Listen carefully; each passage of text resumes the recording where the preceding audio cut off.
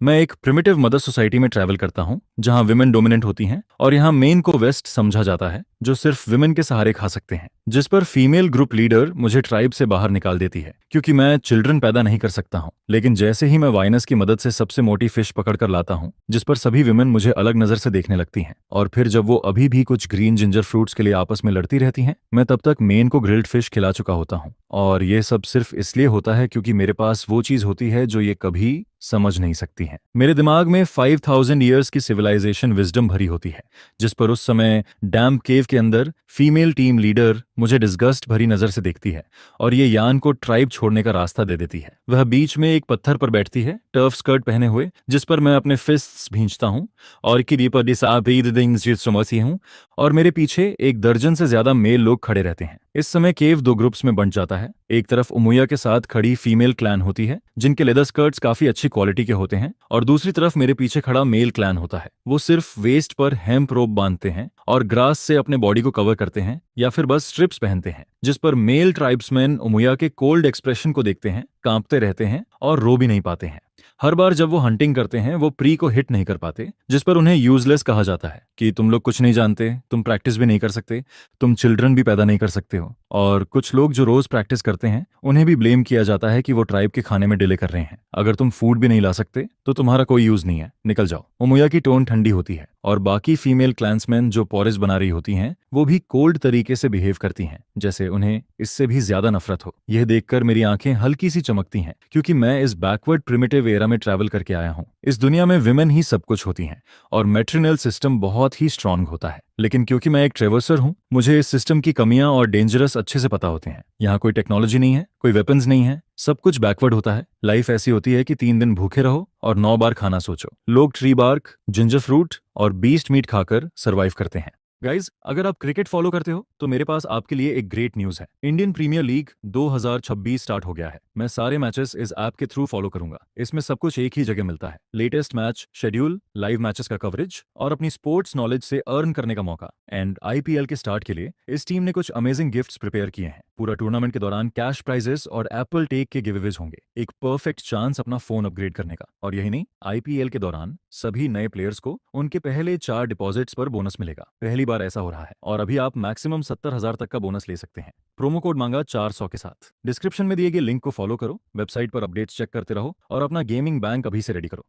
अगर इस मैट्रिनल क्लैन का कोई फायदा है तो बस इतना कि यहाँ की विमेन काफी हेल्दी, फेयर और ब्यूटीफुल दिखती हैं, जिस पर अचानक एक आवाज आती है, congratulations to the host on awakening, और मेरे सामने patrilineal clan construction system activate हो जाता है। होस्ट सेंटर्ड सिस्टम मुझे गाइड करता है कि एक strong patrilineal tribal society build करनी है। साथ ही अवेकनिंग मॉड्यूल एक्सचेंज शॉप भी अनलॉक होता है। अब मैं जो भी काम पैट्रियार्की सोसाइटी के लिए बेनिफिशियल करता हूँ उससे मुझे अचीवमेंट्स और एक्सचेंज पॉइंट्स मिलते हैं, और उन पॉइंट्स से मैं स्टोर में कुछ भी एक्सचेंज कर सकता हूँ जो इस न्यू क्लैन को बिल्ड करने में मेरी हेल्प करता है। जैसे ही मेरे दिमाग में सिस्टम की आवाज गूंजती है, मेरे होंठ हल्के से उठते हैं, जैसे मैं सोच रहा होता हूँ कि फाइनली टाइम आ गया है। लेकिन ट्राइब में रहना अब पॉसिबल नहीं होता क्योंकि इस दुनिया में कल्चरेशन होता है और विमेन की ब्यूटी भी इसी चीज और ब्लड कल्चरेशन की वजह से होती है। लेकिन वो मोया जो पैट्रियार्क होती है वह सबसे पावरफुल होती है, जिस पर मैं डिसाइड करता हूँ कि अब इस ग्रुप को दिखाना होगा कि रियल मास्टर कौन होता है। तभी मैं बोलने ही वाला होता हूँ कि पेट्रियार्क, अभी बहुत गर्मी है, बाहर ना फ्रूट्स हैं ना एडिबल प्लांट्स, क्या आप थोड़ा मर्सी नहीं दिखा सकती?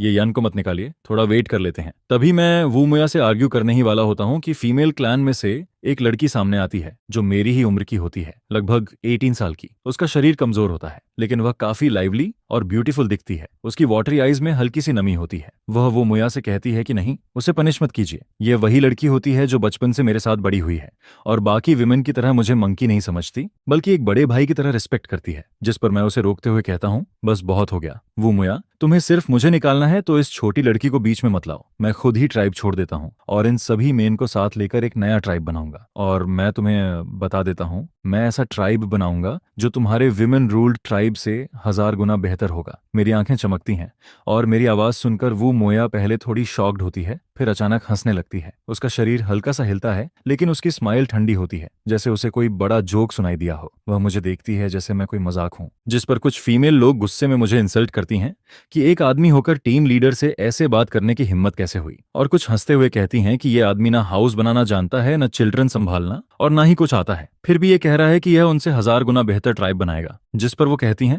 ये यान, ये सब छोड़ दो, घुटनों पर बैठकर टीम लीडर से माफी मांगो, चाहे काऊ या हॉर्स बनकर रहना पड़े, लेकिन ट्राइब में ही रहो, क्योंकि अभी बाहर जाना मतलब सीधा मौत को बुलाना है। यह सुनकर मेरे पीछे खड़े मेल लोग डर जाते हैं। उनके शरीर दुबले होते हैं, रिब्स साफ दिखती हैं, और वो मेरा हाथ पकड़कर मुझे रोकने की कोशिश करते हैं, क्योंकि मेरी बातें उनके लिए खतरे से भरी होती हैं। उनकी नजर में मैं बस एक यूजलेस आदमी हूं, जिसे विमेन मारती हैं, डांटती हैं और कभी भी छोड़ देती हैं। यह विमेन का ग्रुप समझ ही नहीं पाता है। जिस पर मैं कहता हूं, तुम सब मेरी बात ध्यान से सुनो। फ्यूचर में मैं, ये यान, तुम्हें खाने पीने की पूरी व्यवस्था करके दूंगा। जो मेरे साथ आना चाहता है आ सकता है। फिर मैं हाथ हिलाता हूं और सामने खड़े करीब दर्जन भर लोगों को देखता हूं, लेकिन जो मेल लोग पहले से डर के साए में जी रहे होते हैं, वो मुझे इग्नोर कर देते हैं और मुझे पागल समझकर सीधे उमैया के सामने घुटनों पर बैठ जाते हैं, सिर झुकाकर माफी मांगते हैं, और चाहे उन्हें जानवरों जैसा ट्रीट किया जाए, फिर भी वो ट्राइब में रहना चाहते हैं। जिस पर सिर्फ 3 लोग ऐसे निकल कर आते हैं जो अब और ह्यूमिलेशन सहना नहीं चाहते। 2 बड़े उम्र के मेल और एक मेरी उम्र का लड़का, जो केव से बाहर आकर मेरे पास खड़े हो जाते हैं। भूखे रहने को तैयार होते हैं, लेकिन स्लेव्स बनकर जीना नहीं चाहते। हम लोग जाने लगते हैं।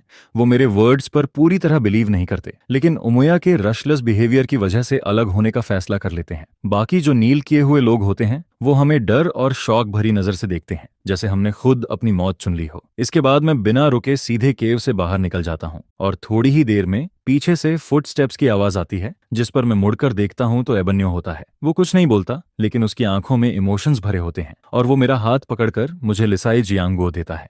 मैं उन थोड़े से जियांगुओ को देखता हूं जो उसने शायद छुपा कर रखे थे, क्योंकि मैट्रिलिनियल सोसाइटी में इन्हें ज्यादा वैल्यू नहीं मिलती। ये देखकर मैं कुछ देर के लिए इमोशनल हो जाता हूँ, समझ नहीं आता क्या बोलूं। जिस पर एबनी उदास चेहरे से कहता है, ये यान, तुम अभी इसे रख लो, मैं बाद में और जियांगुओ लेकर आऊंगा। मैं उसके सिर पर हाथ रखता हूं और कॉन्फिडेंट स्माइल देता हूं। कहता हूं, टेंशन मत लो, मैं जरूर वापस आऊंगा। यह सुनकर उसके चेहरे पर सैडनेस आ जाती है, जैसे वो रोने वाला हो। वह कहता है, ये यनगे, तुम जरूर कर पाओगे। फिर वह अपने आंसू पोंछता है, खुद को संभालता है और गुड बाय कहकर चला जाता है। मैं उसकी पीठ को देखता हूं और हल्की सी स्माइल देता हूं, क्योंकि एबनी मुझ पर इतना ट्रस्ट करता है। उससे आप तमाए तो मैं उसे डिसअपॉइंट नहीं कर सकता। फिर मैं आगे देखता हूं और सामने का सीन देखकर अचानक शॉक हो जाता हूं। यहाँ तो कुछ भी बैरन नहीं है। ट्राइब के बाहर तो रिसोर्सेज की भरमार होती है। जमीन के नीचे जैसे गोल्ड छुपा हो, सामने बड़ी बड़ी फिश ग्रुप्स में तैर रही होती हैं। ट्रीज पर ह्यूज फ्रूट्स लटके होते हैं, और ये सब वो चीजें हैं जो फीमेल क्लैन हासिल नहीं कर पाती, लेकिन मैं इन्हें आसानी से ले सकता हूँ। जिस पर पीछे से आवाज आती है, क्या हम सच में मरने जा रहे हैं या किसी और ट्राइब में जाएंगे? लेकिन हर जगह हमें मंकी कहा जाता है, विमेन से कंपेयर करने लायक भी नहीं समझा जाता। फिर भी हम वापस जाकर उमैया के स्लेव नहीं बनना चाहते, क्योंकि हम भी मैन हैं। मैं इस समय रिवर के पास खड़ा होता हूँ और सोचता हूँ कि अब मैं फिश किंग बनूंगा। रिवर शॉल होती है और फिश उसमें फ्रीली स्विम करती हैं, क्योंकि मैट्रिनेल क्लैन की टेक्नोलॉजी बहुत बैकवर्ड होती है। वो फिश को कैच नहीं कर पाते,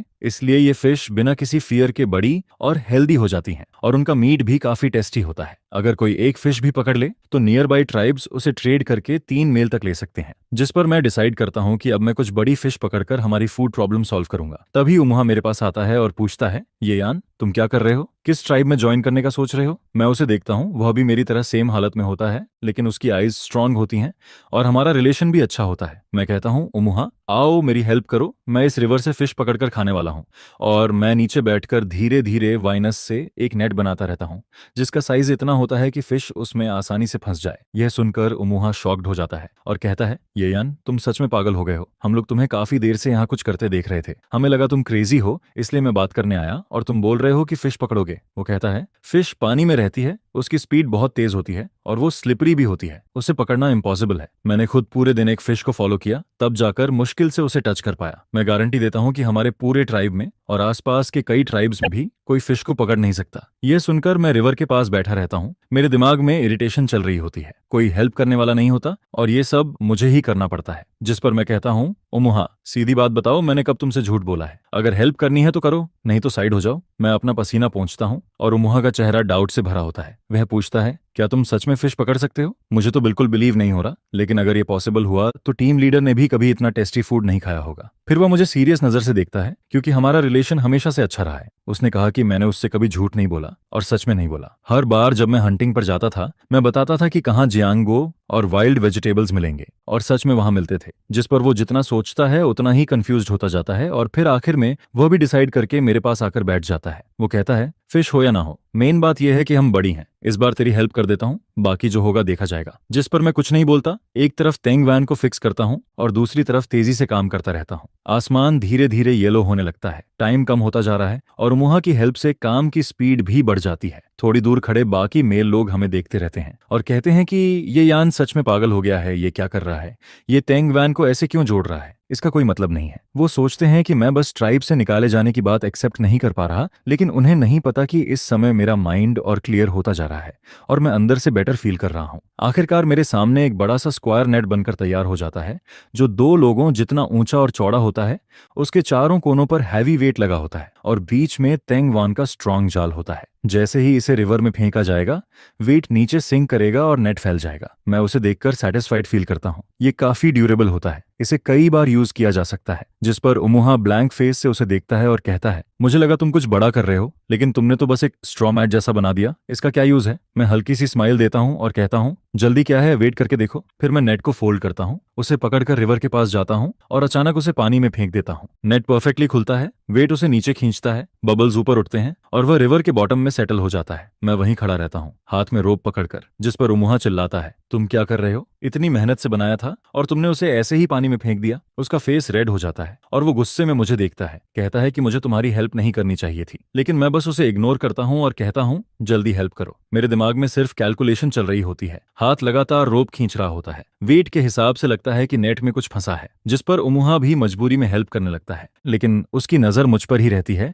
जैसे मौका मिलते ही मुझे डांटेगा। हम दोनों मिलकर नेट को खींचते हैं और आखिरकार उसे बाहर निकाल लेते हैं। मैं आगे बढ़कर देखता हूँ और जैसा मैंने सोचा था वैसा ही होता है। कई फिश नेट में फंसी होती हैं, आपस में उलझी हुई। मैं नेट के सामने बैठता हूँ, एक गहरी सांस लेता हूँ और जैसे ही नेट खोलता हूँ, एक बड़ी फिश मेरे चेहरे पर उछलकर लगती है। मैं नीचे गिर जाता हूँ, फेस से पत्ते हटाता हूँ और आंख खोलकर देखता हूँ, वहां 4 बड़ी फिश और 8 छोटी फिश होती हैं। बड़ी वाली फोरआर्म जितनी लंबी और बाउल जितनी मोटी होती हैं और छोटी वाली पाम जितनी। सबकी बॉडी चमक रही होती है, व्हाइट बेली और ब्लैक बैक के साथ, और ये खाने के लिए परफेक्ट होती हैं। मेरे होंठ ऊपर उठते हैं और उसी समय सिस्टम की आवाज आती है, कंग्रेचुलेशंस टू द होस्ट, आपने पहली बार क्लैन के लिए कंट्रीब्यूशन किया है। अचीवमेंट अनलॉक होता है और मुझे कंट्रीब्यूशन पॉइंट्स मिलते हैं, जिस पर मैं खड़ा होता हूँ और हल्की सी स्माइल देता हूँ, परफेक्ट स्टार्ट। तभी पीछे से उमुहा की आवाज आती है। वह शॉक्ड होकर नेट में उछलती फिश को देख रहा होता है और पूछता है, ये क्या है। मैं कैजुअली कहता हूँ, फिश, जिस पर वो कंफ्यूज होकर कहता है, फिश तो पानी में होती है, ये बाहर कैसे आई। मैं कहता हूँ, क्योंकि मैंने इसे पकड़ा है। वो और कंफ्यूज्ड हो जाता है, पूछता है कैसे पकड़ा,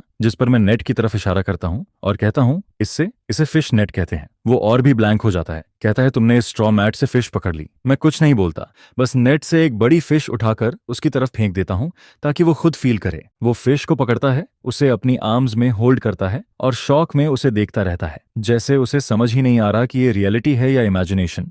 और फिश उसके हाथ में तड़पती रहती है, जिस पर उसे फाइनली यकीन होने लगता है। जिस तरह वो फिश जिसे पकड़ने के लिए वो पूरा दोपहर भागता था, उसी तरह अब एबनी पागल हो जाता है। हाँ, ये सच में फिश है, ये फिश है, ये यान तुम पागल नहीं थे, जो तुमने कहा वो सच था, तुम तो जीनियस हो। जिस पर उमुहा एक्साइटमेंट में इधर उधर दौड़ने लगता है और चिल्लाता है कि मैं जीनियस हूँ। उसकी आवाज दूर तक जाती है और बाकी मेल लोग उसे सुनते हैं, जिस पर वो कहते हैं, एक और पागल हो गया, उमुहा तो पहले ठीक था, अब ये यान के साथ रहकर ये भी क्रेजी हो गया। लेकिन तभी एक क्लैंसमैन ध्यान से देखता है और कहता है, लगता है उमुहा और ये यान को रिवर के पास कुछ मिला है। यह सुनकर बाकी लोग तुरंत रिएक्ट करते हैं, क्योंकि उन्हें विमेन से कम खाना मिलता है और सारा हार्ड वर्क भी वही करते हैं। अब तो ट्राइब से भी निकाल दिए गए हैं, काफी टाइम से कुछ खाया नहीं है। जिस पर फिश का नाम सुनते ही उनके मुंह में पानी आने लगता है। फिर वो कहते हैं, मजाक मत करो, फिश बहुत रेयर होती है, हमारे ट्राइब के चीफ्स ने भी कम ही खाई है और हम मेन ने तो कभी देखी भी नहीं। कोई भी फिश पकड़ नहीं सकता, क्या तुम्हें लगता है ये यान पकड़ सकता है। वो खुद ही अपनी बात पर डाउट करते हैं। फिर उनमें से एक कहता है, मान लो अगर उन्होंने कुछ फूड पकड़ भी लिया तो हमने हेल्प नहीं की, तो हम कैसे खा सकते हैं, ये रूल्स के खिलाफ है। जिस पर दूसरा भी एग्री करता है कि बिना हेल्प किए दूसरों का खाना खाना सही नहीं है। इसी बीच वो रात बिताने के लिए कुछ स्टिक्स और लीव्स ढूंढ रहे होते हैं, तभी दूर से एक फिगर आता दिखता है, जिसके हाथ में वाइन से बंधी हुई चीज होती है। जिस पर वो ध्यान से देखते हैं और शॉक हो जाते हैं, क्योंकि उसमें फिश लटकी होती है और वो अभी भी जिंदा तड़प रही होती है। दोनों के मुंह से पानी आने लगता है और वो सोचते हैं, क्या ये यान ने सच में फिश पकड़ ली, और वो भी कई सारी। तभी उमुहा उनके पास आता है और डार्क स्माइल के साथ कहता है, ये यान ने ये फिश भेजी है तुम दोनों के लिए। फिर वो कहता है, लेकिन ये फ्री नहीं है, अगर ये फिश चाहिए तो तुम्हें ये यान को बॉस मानना होगा और उसका फॉलो करना होगा, क्योंकि वो उमुया से भी ज्यादा स्ट्रॉन्ग ट्राइब बनाना चाहता है। रात के माहौल में उमुहा उनके सामने खड़ा होता है और फिश को हिलाकर दिखाता है। दोनों उसकी तरफ देखते रह जाते हैं, उनकी आंखें वाइड हो जाती हैं और उनका स्टमक जोर से आवाज करता है। मुंह से पानी गिरने लगता है क्योंकि ये सच में फिश होती है। जिस पर वो शौक में पूछते हैं, ये रिवर से निकाली है, ये कैसे पॉसिबल है? एबनी कहता है, हाँ ये यान ने खुद पकड़ी है, टेंशन मत लो। फिर वो हंसते हुए कहता है, ये फिश इतनी वैल्यूएबल है कि छोटी फिश भी 3 मेन के बराबर होती है, और ये तो बड़ी फिश है, लेकिन कंडीशन वही है, ये यान को लीडर मानना होगा। उमुहा दोनों फिश को उनके सामने हिलाता है, जिस पर दोनों की आंखें चमकती हैं, लेकिन उमू खुद को कंट्रोल करता है और कहता है, हम ये फिश नहीं ले सकते, हमें यकीन नहीं है ये सेफ है या नहीं, कहीं ये पॉइजनस ना हो। ये सुनकर इबोनी थोड़ा रुकता है क्योंकि उसने भी ऐसा पहले कभी नहीं देखा होता और उसे भी डाउट होने लगता है। जिस पर उमुहा उन्हें लेकर मेरे पास आता है और उस समय मैं दूसरा नेट डाल चुका होता हूँ और धीरे धीरे उसे खींच रहा होता हूँ। जैसे ही मैं नेट खोलता हूँ, उसमें फिर से फिश भरी होती हैं, 3 बड़ी और 6 छोटी फिश, और बड़ी वाली अभी भी उछल रही होती है। सिस्टम फिर से एक्टिवेट होता है और मुझे कंट्रीब्यूशन पॉइंट्स मिलते हैं। जिस पर उमुली और उमुला दूर खड़े सब कुछ देखते हैं। उनकी आंखों के सामने मैं रिवर से फिश निकालता हूँ और उनका पूरा बिलीफ सिस्टम हिल जाता है। जो अभी तक इम्पॉसिबल लगता था, वो अब उनके सामने रियलिटी बनकर खड़ा होता है और वो समझ नहीं पाते कि ये सब कैसे हो रहा है। क्या ये पॉसिबल है मेरे गॉड? उमुला का फेस जलने जैसा फील करता है, और अभी अभी उसने पूछा था कि ये फिश खराब तो नहीं है, लेकिन अब उनके सामने ही कई फिश और पकड़ ली जाती हैं। जिस पर दोनों का मन करता है कि वहीं घुटनों पर बैठ जाएं और पास की चीज पकड़कर खुद को संभालें। अगर पॉसिबल होता तो वो वापस रूथलेस माउंटेन भाग जाना चाहते, क्योंकि उस समय उन्होंने तुरंत फिश पकड़कर नहीं खाई और अब ट्राइब से भी निकाल दिए गए हैं। जिस पर मैं काम फेस से मुड़कर देखता हूँ और पूछता हूँ, क्या उन्होंने एग्री किया? मैं उमुहा की तरफ देखता हूँ, जिसे मैंने फिश देकर उमुली और उमुला को कन्विंस करने भेजा था, लेकिन अब दोनों ना फिश ले रहे हैं ना कुछ बोल रहे हैं, बस ऑकवर्ड खड़े रहते हैं। जिस पर उमुहा सिर खुजाता है और कहता है, ये फिश लेना ही नहीं चाहते। ये सुनकर मैं इरिटेट हो जाता हूँ और कहता हूँ, फिश तो रिवर से निकली है, इसमें अच्छा बुरा क्या है? इतनी सिंपल चीज भी समझ नहीं आती। अभी मैंने यहीं पकड़ी है, फ्रेश है, फिर प्रॉब्लम क्या है? अगर छोटी लग रही है तो मत लो, जाओ जिंजर फ्रूट खा लो। मैं उन्हें इग्नोर कर देता हूँ, जिस पर अचानक दोनों के चेहरे बदल जाते हैं और वो रिस्पेक्ट से कहते हैं, ये यान नहीं, टीम लीडर ये यान, अब से आप ही हमारे लीडर हो, हम आपकी हर बात मानेंगे। पहले हमने आपको पागल समझा, वो हमारी गलती थी, हम माफी मांगते हैं। फिर वो कहते हैं, आगे आप जो भी कहोगे हम वही करेंगे, 100% फॉलो करेंगे। जिस पर इबोनी भी तुरंत एग्री करता है और कहता है कि टीम लीडर जो बोलेगा वही होगा, ईस्ट बोलोगे तो ईस्ट जाएंगे, वेस्ट कभी नहीं जाएंगे। उनके चेहरे पर अब ना डाउट होता है ना डर, क्योंकि उनके सामने मैं फिश पकड़ चुका होता हूँ जो उन्होंने कभी इमेजिन भी नहीं किया था। उनके लिए डिग्निटी और ईगो अब मैटर नहीं करती, बस खाना और सर्वाइवल इंपॉर्टेंट होता है। जिस पर उमुहा उन्हें देखता है और हंसते हुए कहता है, देखा, फिश मिल जाए तो सब मान जाते हैं। फिर मैं भी हल्का सा स्माइल करता हूँ और कहता हूँ, अभी भी डाउट था ना, चलो बिग फिश मत खाओ, तुम दोनों के लिए स्मॉल फिश है। मैं उन्हें 2 छोटी फिश दे देता हूँ, जो उनके लिए भी काफी होती हैं, क्योंकि वो पहले कई दिनों से भूखे होते हैं। फिर मैं खुद फिश पकड़कर खड़ा होता हूँ और अचानक रियलाइज करता हूँ कि इसे खाएंगे कैसे। रॉ फिश का टेस्ट अच्छा नहीं होता और फायर के बिना इसे कुक करना पॉसिबल नहीं है। तभी उमुला और उमुली जल्दी से फिश खाने ही वाले होते हैं, रॉ ही खाने की कोशिश करते हैं। जिस पर मैं उन्हें रोकता हूँ और कहता हूँ, रुको, इसे ऐसे मत खाओ, फायर पर रोस्ट करके खाओ। यह सुनते ही माहौल फ्रीज हो जाता है और तीनों मुझे ऐसे देखते हैं जैसे मैंने कुछ इम्पॉसिबल बोल दिया हो। उमुला ट्रेम्बलिंग वॉइस में कहता है, टीम लीडर येयन, हमने कहा था कि हम आपकी हर बात मानेंगे, लेकिन डिवाइन फायर बनाना पॉसिबल नहीं है। वो एक दूसरे को देखते हैं और डर जाते हैं, क्योंकि उनके लिए फायर गॉड्स का पावर होता है, जो कभी कभी स्काई से आता है और ट्रीज को जलाता है। कई ट्राइब्स डिस्ट्रॉय हो चुके होते हैं इससे। जिस पर वो कहते हैं, हम फायर को कंट्रोल नहीं कर सकते, ये डेंजरस है, इसे छेड़ना सही नहीं है। मैं उन्हें मने देखता हूँ और थोड़ा अनकंफर्टेबल फील करता हूँ, क्योंकि उनके लिए ये सब नया है। फिर मैं सोचता हूँ, फायर बनाना इतना भी मुश्किल नहीं है, बस सही टूल चाहिए। तभी सिस्टम मेरे माइंड में एक्टिवेट होता है और मुझे एक आइटम सजेस्ट करता है जो स्मॉल फ्लेम जनरेट कर सकता है, विंड प्रूफ भी है और आसानी से फायर क्रिएट कर सकता है। मैं तुरंत डिसाइड करता हूँ और एक्सचेंज पॉइंट्स यूज करता हूँ, और अगले ही मोमेंट मेरे हाथ में एक छोटा सा ब्लैक बॉक्स आ जाता है जो बाहर से स्टोन जैसा लगता है। मैं उसे हाथ में पकड़कर चेक करता हूँ, वो सॉलिड होता है और मुझे समझ आता है कि अब फायर बनाना पॉसिबल है। जिस पर युमुहा मुझे देखता है और कहता है, टीम लीडर येयान, ऐसी बातें मत करो, डिवाइन फायर डेंजरस होती है, इसे छेड़ना सही नहीं है, हम बस फिश खा लेते हैं, नहीं तो बाद में ये भी खराब हो जाएगी। एंग्री एबनुहा जलन के साथ बिना किसी बिटरनेस के परसुएट करता है, जिस पर वो कहता है कि मैं खाने में लीड नहीं लेता, अगर मैं नहीं खाऊंगा तो ये लोग भी पहले नहीं खाएंगे। ये सुनकर टीम लीडर येयान से कहा जाता है कि जल्दी खाओ, अब टाइम वेस्ट मत करो, यहाँ फिश है और क्या चाहिए। जिस पर एबनी ली और इमुला भी साइड से समझाने लगते हैं, अगर अभी खाओगे तो बाद में 100% रिग्रेट करोगे। जिस पर मैं हल्की सी स्माइल करता है। रॉ फिश की फिशी स्मेल सच में अनबेयरेबल लगती है। अगर ये बर्नट और ओनिली ग्रिल्ड फिश बन जाए तो बात ही अलग होगी। जिस पर वो कहता है कि सिंस तुमने ऐसा कहा है, अगर फिशबोन विंड का इशू ना होता तो इसे रिफ्यूज करना मुश्किल होता और मैं तो इसे पूरा का पूरा निगलने के लिए वेट ही नहीं कर पाता। फिर मैं पास में पड़ी सूखी घास को कलेक्ट करता है और उसे बर्न करने की तैयारी करता है। जिस पर टीम लीडर ये यान को देखते हुए बाकी लोग सोचते हैं कि क्या वो अभी भी सर्वाइवल के बारे में ही सोच रहा है, क्योंकि ऐसी हालत में वो खाना तक नहीं खा रहा है। सच में ये अजीब है। और ऊपर से कह रहा है कि हम रिग्रेट करेंगे। इसका मतलब फिश फ्रेश नहीं है। मुझे तो लगता है बाद में वही रिग्रेट करेगा। फिर हम तीनों एक एक फिश पकड़ लेते हैं और चल भी नहीं पाते। वहीं लेटकर मुझे बिजी होते हुए देखते रहते हैं।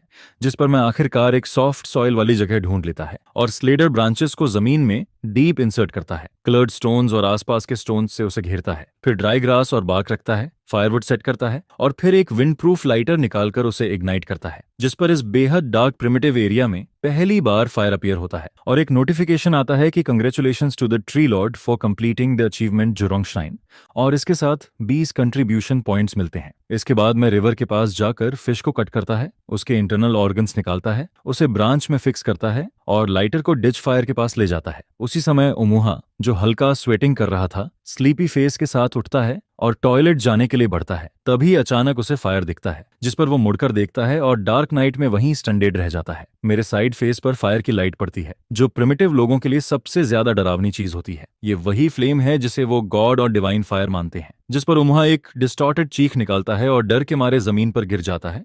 उसकी आवाज सुनकर एबनी और उमुला भी जाग जाते हैं और जैसे ही वो दूर फ्लेम को देखते हैं, उनके चेहरे पर जिंदगी का सबसे बड़ा डर दिखाई देता है। वो सोचते हैं कि ये डिवाइन फायर है और येयान ने इसे स्काई से उतार दिया है, अब वो हमें मारने वाला है। जिस पर उनके दिमाग में ट्राइब की पुरानी लेजेंड्स फ्लैश होने लगती है और तीनों के चेहरे खराब हो जाते हैं। वो पैनिक में कहते हैं कि ये डिवाइन फायर है, हम सब मर जाएंगे, पूरा coast sea on mob fire बन जाएगा, हर कोई मर जाएगा, हम तीनों भी मर जाएंगे। जिस पर डर के मारे उनका कंट्रोल भी खत्म हो जाता है। फिर मैं अपने हाथ में लाइटर की छोटी सी फ्लेम को देखता है और कैजुअली कहता है कि इसमें डाउट क्या है, ये तो बस एक छोटी सी फ्लेम है, इतना डरने की क्या जरूरत है। फिर मैं लाइटर को ऑन कर देता हूँ और कहता हूँ कि अब डरने की जरूरत नहीं है, डिवाइन फायर खत्म हो गया है। लेकिन तीनों मेरी बात इग्नोर कर देते हैं। जिस पर वो कहते हैं कि ये यान मजाक मत करो, डिवाइन फायर सोल्जर्स ग्रास और ट्रीज के साथ फैलते रहेंगे, सब लोग सी ऑफ फायर में मर जाएंगे, एंडलेस टॉर्चर झेलते हुए मरेंगे। कितने ट्राइब्स और कितने लोग इस कर्स की वजह से मर चुके हैं और तुम कहते हो डिवाइन फायर खत्म हो गया है, ये कौन मानेगा। जिस पर डर्टी मोली दर्द में रोने लगता है। डर्टी मोला और डर्टी मुहा भी फियर में कंट्रोल खो देते हैं। फिर मैं कहता हूं कि पीछे मुड़कर देखो, डिवाइन फायर सच में गायब हो चुका है। जिस पर मुल्ली डरते हुए भी धीरे से पीछे देखता है। वहां सिर्फ पिच ब्लैक डार्कनेस होती है, ना कोई फायर होता है और ना ही कोई चीखें सुनाई देती हैं। जिस पर वो स्क्वाट पोजीशन में ही कंफ्यूज्ड हो जाता है और बोलता है कि डिवाइन फायर सच में गायब हो गया है, क्या ये सच है। जिस पर डर्टी मुला और मुहा भी ट्रेमलिंग के साथ पीछे देखते हैं और पाते हैं कि वहां कोई हेल जैसा सीन नहीं है, बस डार्क ट्रेसेस ही हैं। फिर तीनों जमीन पर गिर जाते हैं और हैवी ब्रीदिंग करते हैं, जैसे उन्हें सेकंड लाइफ मिल गई हो। वो सोचते हैं कि क्या ये सब इल्यूजन था। जिस पर मैं उन्हें देखता है और फिर से लाइटर जलाता है और फ्लेम फिर से उनके सामने अपीयर हो जाता है। जिस पर वो थोड़ी देर काम होते हैं, लेकिन इंस्टेंटली उनका हार्ट बीट बढ़ जाता है और वो शॉक में कहते हैं कि अभी तो डिवाइन फायर गायब हो गया था,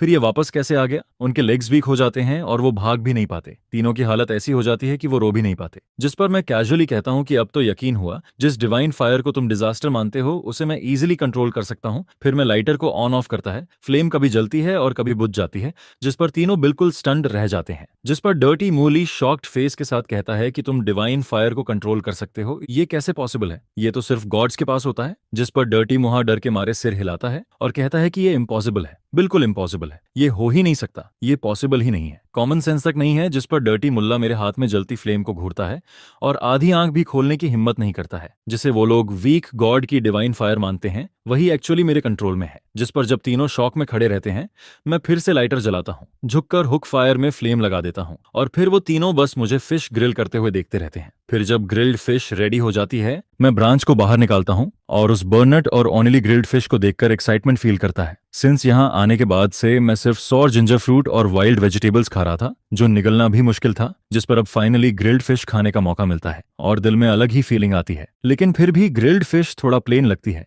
जिस पर मैं दिन में मिले डर्टी जिंजर फ्रूट को स्क्वीज करके उसके ऊपर डालता हूँ, जिससे उसका टेस्ट और रिच हो जाता है, और फिर मैं बड़े मजे से उसे खाने लगता हूँ। जिस पर साइड में खड़े तीनों प्रिमिटिव लोग उसकी फ्रेग्रेंस सूंघते हैं और बिल्कुल स्टंडेड रह जाते हैं। वो सोचते हैं कि ये क्या कर रहा है, हमारी वीक डिवाइन फायर का यूज करके फिश को रोस्ट कर रहा है, और ये कैसी स्मेल आ रही है। जिस पर एबनी उमुला मेरी हाथ की फिश को देखता है, उसकी आंखें सीधी हो जाती हैं और वो पूछता है कि ये क्या है, इतनी अच्छी स्मेल क्यों आ रही है। टीम लीडर यान, तुम क्या खा रहे हो? एबोनी भी केयरफुली पूछता है, लेकिन उसकी अटेंशन पूरी तरह उस फ्रेग्रेंस पर चली जाती है जो अभी के डिवाइन फायर के डर से भी ज्यादा स्ट्रांग है। जिस पर मैं फिश चबाते हुए कैजुअली बोलता हूँ, और उमुला अचानक रियलाइज करता है, ट्रेम्बलिंग फिंगर से ग्रिल्ड फिश की तरफ इशारा करता है और कहता है, टीम लीडर, क्या आपने डिवाइन फायर सिर्फ फिश को टेस्टी बनाने के लिए जलाया? जिस पर मैं सिर हिलाता हूं और तीनों फिर से शॉक्ड हो जाते हैं। सिर्फ टेस्ट के लिए डिवाइन फायर का यूज किया गया है। जिस पर वो मेरी तरफ देखते हैं और उनके एक्सप्रेशन में ऑन और फियर दोनों आ जाता है। जिस पर उन्हें महसूस होता है कि इस फिश में ना स्केल्स हैं, ना बैड स्मेल, ना इंटरनल ऑर्गन्स, सिर्फ सॉफ्ट फिश मीट है, और मुहा तो ग्रीड में पूरी तरह फंस जाता है। फिर कैजुअली कहता हूं कि अगर तुम लोग नहीं खाते तो मुझे ब्लेम मत करना, और मैं अपने मुंह से एक फिश बोन निकालता हूं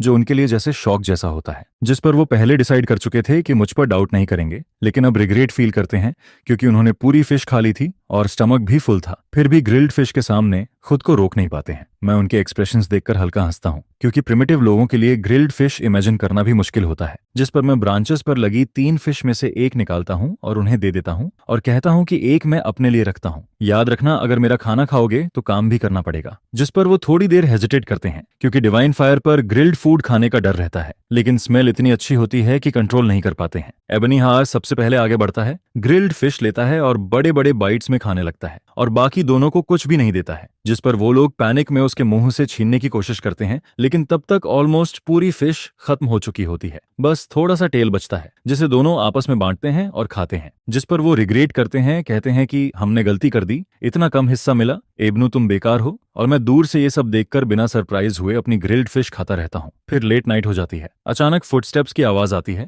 जिस पर एक लड़की की आवाज सुनाई देती है, ये यान, मैं तुम्हारे लिए खाना लाई हूँ, मैंने best saw ginger fruit collect किया है, तुमने शायद पूरा दिन कुछ नहीं खाया होगा। जिस पर वो पास आकर बैठती है, उसकी आवाज सॉफ्ट होती है, वो एबन्यू होती है, उसकी आंखों में थोड़ी थकान दिखती है। वो कहती है कि बाकी सब सो रहे हैं, टीम लीडर ने उसे बाहर आने से मना किया था, इसलिए वो छुपकर रात में आई है। जिस पर वो कहती है कि तुमने पूरा दिन कुछ नहीं खाया, जरूर भूख लगी होगी, ये जिंजर फ्रूट्स आज ही कलेक्ट किए हैं, काफी स्वीट हैं, हमें कम फूड मिलता है इसलिए मैंने ये बचाकर तुम्हारे लिए रखा है। लेकिन जब मैं हाथ नहीं बढ़ाता हूं, जिस पर इबोनी सोचती है कि शायद मैं लेने में हेजिटेट कर रहा हूं, मैं अपने चेस्ट और एब्डोमेन को सीधा करके खड़ा होता हूं और फुल कॉन्फिडेंस से भरा हुआ दिखने का प्रिटेंड करता हूं। जिस पर मैं कहता हूं कि आज मैंने बहुत सारे जिंजर फ्रूट पिक किए हैं और काफी खा भी लिया है, ये बहुत प्रेशियस फूड है, अगर नहीं खाओगे तो फ्रेश नहीं रहेगा। ये बोलते हुए मैं उसके एक्सप्रेशन को देखता हूं, जो देखकर समझ आता है कि वो चोरी करने नहीं आई है। जिस पर मैं वापस जिंजर फ्रूट उसकी तरफ स्प्रैंकल कर देता हूं और कहता हूं कि मैं नहीं खाता, तुम सब खा लो। जिस पर इबोनी बिना रुके सब एक साथ खा जाती है और फिर कहती है, ब्रदर यान, तुम बचपन से ही वीक रहे हो और आज तो तुम्हें ट्राइब से बाहर भी कर दिया गया है, तुमने पूरा दोपहर कुछ नहीं खाया होगा, ये जिंजर फ्रूट्स इतने अच्छे हैं, अब मैं उस तरह की पुअर बोन्स को और नहीं देख सकती। यह सुनकर मैं थोड़ा सोचता हूं और कहता हूं कि पता नहीं हम इसे डाउन देखते हैं या नहीं, लेकिन हमारे टीम लीडर यान तो इसे और भी ज्यादा डिस्टैंड करते हैं। जिस पर इबोनी थोड़ी एंग्री हो जाती है और कहती है, ये कैसी नॉनसेंस बात कर रहे हो तुम लोग, तुम मेन लोग तो कोई काम ठीक से कर ही नहीं सकते, इतना अच्छा जिंजर फ्रूट जिसे हम विमेन लोग रेयरली खा पाते हैं, और तुम कहते हो कि हम इसे डाउन देखते हैं, 100 लोग भी इसे नहीं खा सकते, और मैं तो नहीं चाहती कि ब्रदर यान इसे खाए, बस अपनी स्वॉलन फेस दिखाकर प्रिटेंड कर रहे हो। यह सुनकर मैं हल्का सा हंसता हूं और कहता हूं, हे एबनी, तुम्हें पता है हम तुम्हारे दिए जिंजर फ्रूट को क्यों डाउन नहीं देखते, क्योंकि हमारे पास फिश खाने के लिए है। जिस पर ओरिजिनल ट्रियो भी ट्रायम्फेंट लुक के साथ खड़े रहते हैं। यह सुनकर एबनी शॉक हो जाती है और कहती है, फिश तो रिवर में स्विम करती है। इवन टीम लीडर उमुया भी फिश का नाम सुनकर अनकॉन्शियसली स्लाइवा निगलते हैं, और कई ट्राइब्स के लीडर्स ने भी इसे कभी नहीं खाया, तो ये कैसे पॉसिबल है कि तुम्हारे पास फिश है। जिस पर मैं मुस्कुराता हूं और कहता हूं, इबोनी, अगर तुम्हें विश्वास नहीं है तो ये देखो, और मैं ग्रास ऐश में से एक ग्रिल्ड फिश निकालता हूं जो अभी भी वार्मथ की वजह से अच्छी तरह प्रिजर्व्ड है और खुद के लिए भी डिलीशियस लगती है। यह देखकर एबनी शॉक फेस के साथ उस फिश को देखती है और कहती है, ये क्या है। जिस पर मैं कामली कहता हूं, ये फिश है। फिर मैं उसे ग्रिल्ड फिश थमा देता हूं, जिसे देखकर उसके फेस पर अजीब सा एक्सप्रेशन आ जाता है, क्योंकि ये वही फिश है जिसे वो सिर्फ इमेजिनेशन में टेस्ट कर सकती थी और अब वो उसके सामने है। जिस पर वो कहती है कि मुझे पता है ये फिश है, लेकिन ये रिवर वाली फिश से अलग दिख रही है, जो देखकर मैं कहता हूं कि क्योंकि ये ग्रिल्ड फिश है, एक बाइट लेकर देखो, तुम्हें खुद समझ आ जाएगा। जिस पर इबोनी धीरे से एक बाइट लेती है और अचानक अरोमा फैलने लगता है जो उसके माउथ में जाते ही ऐसा फील देता है जैसे एक नई दुनिया का डोर खुल रहा हो। और फिर वो एक के बाद एक बाइट लेती जाती है और कुछ ही बाइट्स में खत्म कर देती है, जो इतना डिलीशियस लगता है कि उसकी आइज गोल्डन चमकने लगती हैं। जिस पर वो थोड़ा शर्माते हुए सोचती है कि उसे लगा था वो खाना नहीं खा पाएगी, लेकिन उसने ग्रिल्ड फिश खा लिया, फिर भी जिंजर फ्रूट लेकर आई। यह सोचकर उसका मन करता है कि जमीन में कहीं छिप जाए। फिर मैं पूछता हूँ वो मेन जो दुनिया में पीछे रह गए थे उनका क्या हुआ, और झूली के बारे में भी पूछता हूँ, जिस पर वो बताती है कि अगर ट्राइब में वापस जाना है और उमुया से फैक्ट्री वापस लेनी है तो पहले इन्फॉर्मेशन लेनी पड़ेगी, क्योंकि अब ट्राइब में फूड शॉर्टेज है। और फूड बचाने के लिए टीम लीडर उमुया ने उन मेन को एक रिमोट जगह पर भेज दिया है जहां डोजन लोग हैं, लेकिन फूड सिर्फ कुछ के लिए ही है और उन्हें कलेक्शन का टास्क भी करना पड़ता है, जिससे सिचुएशन और भी टफ हो जाती है। यह सुनकर मैं सिर हिलाता हूं, क्योंकि पहले ही जिंजर फ्रूट और वाइल्ड वेजिटेबल्स से लाइफ मेंटेन करना हार्ड था और अब फूड और कम हो गया है, जिससे फ्रीजिंग डेथ का खतरा भी बढ़ रहा है। लेकिन फिर मैं सोचता हूं कि यही सही मौका है उन्हें अपने साथ लेने का। इसके बाद मैं इबोनी से कहता हूं कि अभी भी देर नहीं हुई है, आज रात आओ और मेरे साथ कुछ फिश ले जाओ। जिस पर मैं उठता हूं और रिवर के पास जाता हूं जहां मैंने फिश ब्रांचेस से सिक्योर करके रखी होती है, क्योंकि ये फिश बहुत वैल्यूएबल चीज है। नियर बाय ट्राइब्स के लोगों ने इसे कभी नहीं खाया, इसलिए कुछ भी काटो तो छुपा कर रखना पड़ता है। जिस पर इबोनी फिश लेकर कहती है कि आज की फिश बहुत डिलीशियस है, थैंक यू, तुम्हें खुद को प्रोटेक्ट करना चाहिए ताकि तुम सरवाइव कर सको, मैं फिर तुमसे मिलने आऊंगी। यह सुनकर मैं साइलेंट हो जाता हूँ, क्योंकि वो सोचती है कि मैंने ये फिश कहीं से कट करके लाया हूँ, जो मुझे अंदर से थोड़ा अनबेयरेबल लगता है। जिस पर मैं सोचता हूँ कि अब इबोनी को दुनिया दिखाना जरूरी है, और मैं कहता हूँ इबोनी, मैं एक ऐसा ट्राइब बनाना चाहता हूँ जो तुमसे 10,000 गुना स्ट्रॉन्ग और लाइट हो। जिस पर वो बिलीव नहीं करती, तो मैं कहता हूँ कि मेरे साथ चलो। यह सुनकर इबोनी मुझे सीरियस एक्सप्रेशन के साथ देखती है और कहती है, ब्रदर यान, मुझे नहीं लगा था कि तुम अभी भी ट्राइब बनाने के बारे में सोच रहे हो। क्या तुम्हें सच में इतना बड़ा शौक लगा है? यह कहते हुए उसके दिल का सैडनेस बाहर आने लगता है, क्योंकि क्लैन ने कहा था कि मुझे ट्राइब से इसलिए निकाला गया क्योंकि मैं उसे सह नहीं पाया, लेकिन वो कभी इसे बिलीव नहीं करना चाहती थी। फिर भी अगर बिना रीजन के ऐसी बात कही जा रही है तो कुछ तो होगा। यह सोचकर वो मुझे पिटी वाली नजर से देखती है, जो देखकर मेरे दिमाग में ब्लड तेजी से दौड़ने लगता है, और मैं कुछ भी एक्सप्लेन नहीं करता, बस सीधे उसका हाथ पकड़ लेता हूँ और रिवर की तरफ चलने लगता हूँ। जिस पर उसका फेस रेड हो जाता है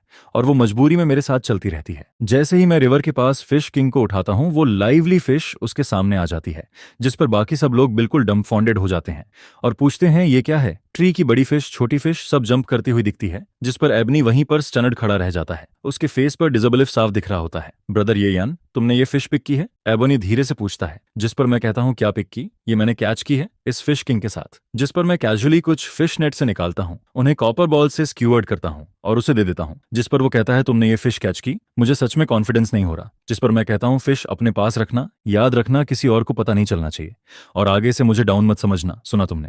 और मैं धीरे से एबनू के हेड पर टैप करता हूँ, जिस पर वो एक हाथ में बड़ी फिश पकड़ता है और उसकी खुशी और सरप्राइज वाली एक्सप्रेशन अचानक वापस आ जाती है, जैसे उसे होश आता है और वो मेरे हेल्दी व्हीट कलर और हैंडसम फेस को देखता है। जिस पर इबोनी ब्लश करने लगता है और मैं स्मर्क करते हुए कहता हूँ, अगर ज्यादा टायर्ड फील कर रहे हो तो आज रात यहीं रुक भी सकते हो। ये सुनकर उसका फेस तेजी से रेड होने लगता है, उसकी आईज इधर उधर देखने लगती हैं, उसे समझ नहीं आता कहाँ देखे, और वो ऑकवर्ड सा बिहेव करने लगता है, जिस पर मुझे अंदर से हंसी आती है और लगता है जैसे मैं कुछ नॉटी कर रहा हूँ। भले ही प्रिमिटिव लोग इस तरह की चीजों में ओपन होते हैं, लेकिन एबनी अभी भी एक छोटी गर्ल है, इसलिए थोड़ा शय फील करता है। फिर मैं सोचता हूँ कि उसे रुकने को कहना बस मजाक था, क्योंकि अगर अभी जाना भी हो तो बस एक आफ्टरनून का ही रास्ता है और मेरे मेन शेल्टर में सिर्फ एक जगह है, कोई प्राइवेट रूम भी नहीं है। जिस पर एबनो अपना सिर झुका लेता है और अपनी टोज को देखने लगता है और धीरे से कहता है, हाँ, लेकिन मैं अभी बहुत छोटा हूँ। जब मैं थोड़ा बड़ा हो जाऊंगा, जब मैं टीम लीडर उमुया की एज का हो जाऊंगा। यह सुनकर मैं सोच में पड़ जाता हूँ, क्योंकि सच में एबनो अभी ग्रो नहीं हुआ है, फिर भी वो ऑलरेडी एक वेल नोन ब्यूटी है, लेकिन उसे उस एज तक वेट करना पड़ेगा।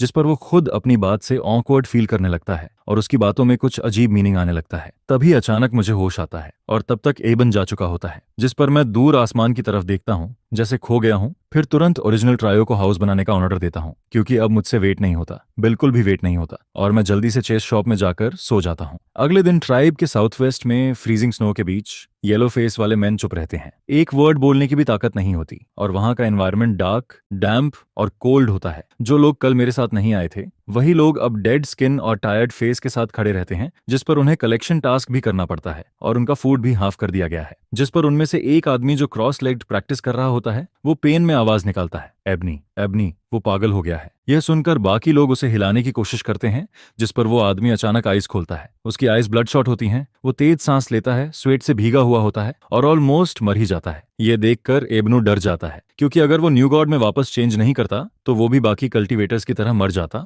और वो कहता है, हम मेन लोग विमेन जितने अच्छे नहीं हैं, हम उतनी फास्ट कल्चरेशन नहीं कर सकते। इतने टाइम से प्रैक्टिस कर रहे हैं, फिर भी उतना रिजल्ट नहीं मिलता जितना उन्हें एक दिन में मिल जाता है। यह सुनकर आसपास के मेन गुस्से में बोलते हैं, इतने लोग मर चुके हैं, फिर भी तुम्हें समझ नहीं आता, तुम अभी भी प्रैक्टिस कर रहे हो। जिस पर एबोनी हल्की हंसी के साथ कहता है, अगर प्रैक्टिस नहीं करेंगे तो क्या डेथ का वेट करेंगे? ऐसे ही जीते रहेंगे तो एंड फिक्स है। इससे बेहतर है फाइट करते हुए मरें। जिस पर वो सबको देखता है, क्योंकि वो सबसे बड़ा और रिस्पॉन्सिबल है। भले ही उसकी कल्चरेशन स्पीड विमेन से कम है, लेकिन मेन में सबसे फास्ट है। और अगर वो स्ट्रांग नहीं बनेगा तो फूड कैसे लाएगा और उन ब्रदर्स का सामना कैसे करेगा जो उसे लीडर मानते हैं? वो काफी टाइम से प्रैक्टिस कर रहा है, फिर भी फर्स्ट रियलम में ही है। उसकी स्ट्रेंथ और वाइटलिटी थोड़ी बढ़ी है, लेकिन ट्राइब की ऑलमोस्ट सारी विमेन सेकंड और थर्ड रियलम में है और एक हाथ से भी मेन को हरा सकती हैं। टीम लीडर उमुया तो फोर्थ रियलम में है एंड इवन छोटी एबनी भी उससे आगे है। जिस पर इबोनी अपने हाथ को एक्साइटमेंट में हिलाता है और कहता है, क्यों हम सब ह्यूमन हैं, फिर भी मेन को इतना स्ट्रगल करना पड़ता है। चलो अब टाइम हो गया है, आज के कलेक्शन मिशन के लिए निकलते हैं। जिस पर वो अपनी टायर्ड बॉडी को ड्रैग करता हुआ केव स्कूल की तरफ चलता है और बाकी लोग कहते हैं, अगर ऐसा ही चलता रहा तो हम ज्यादा दिन नहीं जी पाएंगे, बस टाइम की बात है। लेकिन हम क्या कर सकते हैं, इसके अलावा कोई रास्ता नहीं है। फिर वो कहते हैं, काश कोई गॉड हमारे पास फूड लेकर आए और कहे कि बस उसे फॉलो करो और कभी फूड की चिंता नहीं करनी पड़ेगी। जिस पर सब लोग वीक स्माइल करते हैं और कहते हैं शायद ये पॉसिबल नहीं है। तभी अचानक कोई आवाज आती है, अरे अरे देखो कौन आया है, नोबल और ऑलमाइटी येयान पैट्रियार्क की पावर से ये उमुहा अंकल तुम्हारे लिए फूड लेकर आया है। जिस पर केव के बाहर सनलाइट में अनसरी में एक स्माइलिंग एबनी खड़ा होता है, जिसके एक हाथ में फिश होती है और दूसरे हाथ में भी फिश होती है। उसका राइट हैंड डोर पर खड़ा रहता है और यह देखते ही सब लोग जैसे एकदम से शॉक और कंफ्यूजन में चले जाते हैं। जिस पर पूरा माहौल ही थोड़ा ब्लैंक सा लगने लगता है। तभी उमुहा आता है और सबकी नजर अचानक से इबोनी पर टिक जाती है, जिसका फेस चमक रहा है और बॉडी भी काफी स्ट्रांग और वेल बिल्ट लगती है, जिसे देखकर सबके चेहरे पर डिसबिलीव और डाउट साफ दिखाई देता है। जिस पर सब पूछते हैं, उमुहा तुम और एबनॉय तो उमुला छोड़कर गए थे ना, क्या तुम्हें ट्राइब से निकाल दिया गया था? फिर तुम इतने अच्छे कैसे दिख रहे हो? क्या तुम्हें कोई अच्छा ट्राइब मिल गया? यह सुनकर सब लोग उसके आसपास इकट्ठा हो जाते हैं, जिनके चेहरों पर जेलसी और क्यूरियोसिटी दोनों साफ झल रही होती है और उनके दिमाग में सिर्फ एक ही बात चल रही होती है कि उमुहा को कोई अच्छा ट्राइब मिल गया है। जिस पर उमुहा थोड़ा एटीट्यूड में कहता है, हम सिर्फ अच्छा ट्राइब नहीं बल्कि दुनिया का बेस्ट ट्राइब एंड ट्राइब है। और ये बोलते हुए वो प्राउडली मुस्कुराता है और फिर आगे कहता है, और वो ट्राइब तुम्हें भी एक्सेप्ट करने को रेडी है, मैं यहाँ उसी के लिए आया हूँ। यह सुनकर सबकी आंखें चमकने लगती हैं और वे एक्साइटेड होकर पूछते हैं, सच में ऐसा भी कोई ट्राइब है जो हमें एक्सेप्ट करेगा? उमुहा तुम मजाक तो नहीं कर रहे? जो तुम बोल रहे हो वो सच है ना? जिसके जवाब में उमुहा कामली कहता है, डोंट वरी, बिल्कुल रेडी हैं। टीम लीडर पहले ही तुम्हारी सिचुएशन समझ चुका है, तो तुम लोग बस रिलैक्स रहो और खुश रहो। और ये कहते हुए एबनी हल्का सा हंसता है। इसके बाद वह बताता है कि